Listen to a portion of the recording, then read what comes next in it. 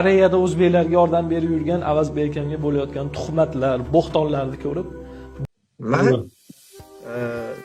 hammasini yig'ishtirib hali aytgan gapim.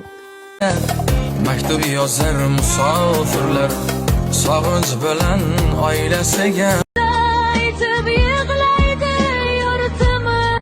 Koreyada vafot etgan Nozimaning onasi Koreya Respublikasiga yetib borib, bu yerda qizi yashagan xonadonda va albatta vafot etgan kvartiraga kirib tekshirishlarda bevosita ishtirok etishni niyat qilib shu joylarga borgan.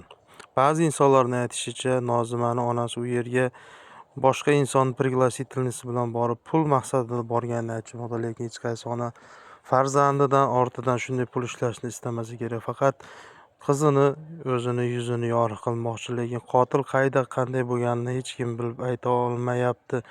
Ekspertizalar esa aytishicha, ekspertizalar shu qiz o'zini osib o'ldirganini aytib o'tmoqda. Do'stlar, nima deb o'ylaysizlar? Fikrlaringizni qoldiring izohlarda va albatta like bosish esingizdan chiqmasin. Kanalimizda ushbu video ko'proq tarqalishiga siz ham yordam bering. Men shu yerdaman. Hech kim yo'q. Hech kim yo'q. Bir inson ham yo'q o'zimdan boshqa. Qanisizlar? Qanisizlar? Bu yoqqa hozir ishimizni olib borish uchun bir posol ishchilardan birini bosh qildik. Sherzod etdi. 20 taga yaqin insonlar o'sha elchixonani oldida kutishyapti. Keldim. 20 ta qayerda? Bitta inson ham yo'q. O'shaning uchun maylimi TikTokda boru jim o'tiringlar, o'zinglarning ishinglarni qilinglar.